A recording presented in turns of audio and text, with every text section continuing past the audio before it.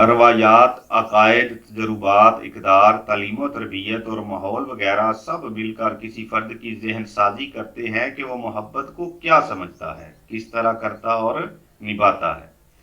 اس کے علاوہ ذہنی اور جسمانی حالت کا بھی بڑا عمل دخل ہے۔ تندرست اور بیمار شخص کے لیے محبت ایک جیسے معنی نہیں رکھتی۔ امیر اور غریب دونوں محبت کو الگ الگ انداز سے سوچتے اور سمجھتے ہیں۔ نیک اور بدکار شخص کے لیے بھی محبت کا روپ جدا جدا ہے۔ حتیٰ کہ مرد و عورت بھی محبت کے لیے جداگانہ نظریات رکھتے ہیں۔ مہنگائی، سیاسی انتشار، جنگ اور قدرتی آفات بھی محبت کے معنی و مفہوم اور اظہار میں تبدیلی کرتے رہتے ہیں، اور ایسے میں محبت کا ثبوت دینے کے طریقے بھی بدل جاتے ہیں۔ مختصر یہ کہ ہر فرد کی تعلیم، صحت، عمر، تجربات، حالات وغیرہ دوسرے سے مختلف ہیں، اور اس کی ذہنی حالت اور دل کی دنیا بھی دوسروں سے مختلف ہے۔ اسی لیے وہ محبت کا جذبہ، نظریہ اور تجربہ بھی دوسروں سے مختلف رکھتا ہے۔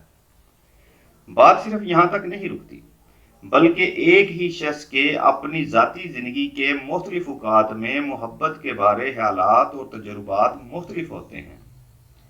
سچ یہ ہے کہ محبت انسانی فطرت میں شامل ہے، لیکن انسانی تجربات، حادثات اور ماحول سب مل کر محبت پر اثر انداز ہوتے رہتے ہیں، اور یہی محبت کا نیا پن اور خوبصورتی ہے۔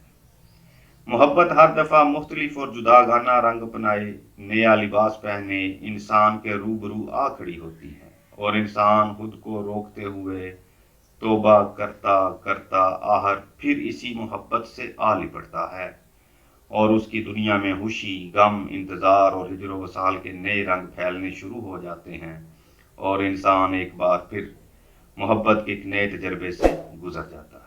امید ہے آپ سمجھ گئے ہوں گے کہ جس طرح سب کے فنگر پرنٹ آپس میں نہیں ملتے، اسی طرح دل میں بڑے محبت کے جذبات بھی کسی دوسرے سے نہیں ملتے۔